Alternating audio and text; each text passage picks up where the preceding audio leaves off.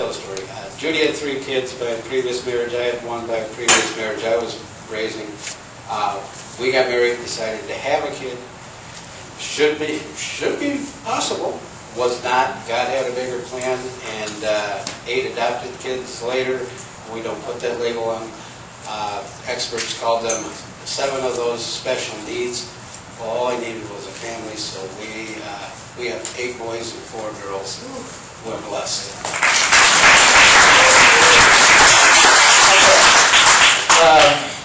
Dylan, would you mind relating a little bit what happened to you while you were in that butcher? December 29th, 2006, I was a military police officer for our unit. We were in a 4-truck convoy, and we were going back to the main base to do vehicle maintenance. I was the gunner for our Humvee, and a sniper bullet caught me in the neck, the bullet in the front, and actually you can probably see it later, but there's a hole in the back of my neck where the bullet came out.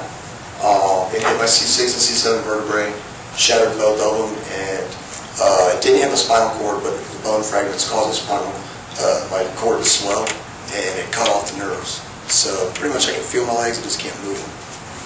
But my spinal cord wasn't severed, so there's a lot of hope that, you know, in my mind I will walk again. It's just time. Amen.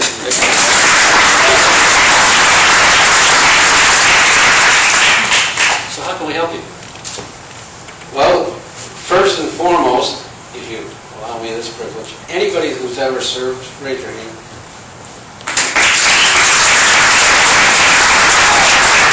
And don't forget this. If you see a guy with a Vietnam hat, anything, thank them. I thank you, I thank you, I thank you, because less than 1% of this country serve in an all-volunteer military. And for the first time in the history of this country, divorce rate's at its highest with these guys, and suicide rate now exceeds the general population. So first and foremost, say thank you to them when you see them. Other than that, it's just what this conference is about. We can bless so many with the amount of time and the amount of money we have. For the first year of this, we're in our little past 2 years, we did this solely out of pocket. I took an additional job. Judy went back to work. We knew there was a cause. We were going to help these guys and help them remember that we care and this country cares. So if you have it in your heart, don't do it for us, do it for these guys. You know, write a check, but if nothing else, everybody that raised their hands, before they leave this conference, tell them thank you. Excellent. Yeah, one of the reasons why, just to get a short little scenario here, we have 8 boys. 4 of them served. We have 1 in the Air Force and we have 3 Army. Their recruiter actually was the reason why this had started. He had went from recruiting, went into active duty, and was deployed to Iraq, was there 5.5 months, and they had an RPG that went underneath his truck that blew it up, killed his driver instantly, who was only a 20-year-old kid. Mike was a passenger in the truck at the time, and he got the shrapnel and everything else that happened.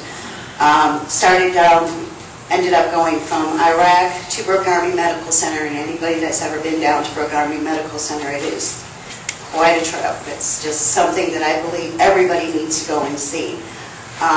A soldier knows if he's going down there, he's getting an amputation, especially when it has anything to do with an extremity. We visited with a lot of the families that were there, especially the young families, because obviously these guys are right out of high school, and boom, they're in. So a lot of the wives are very, very young, but we have a mother like Patty herself, who are their general caretakers. And your whole life changed. And I don't know, I'm sure everybody knows that, you know, even if you have a loved one, you know, in the hospital, if they're there 2-3 days, a lot of things changes for you. Even 4 days in the hospital, or anyone that, you know, has a family member that's ever been ill. Your life changes. Everything all of a sudden gets focused right there. These people, these families that are staying at the Fisher houses, or the ones that are out that are still attending to their loved ones, they don't have a life anymore. They lose their life. So what we try to do is we try to provide their life back to them, because as a mother of 12, I know. And it hurt me, and it got to me. And when their recruiter got hit, my sons, one of them was 50 miles north of him and the other one was 60 miles south. So their lives were spared.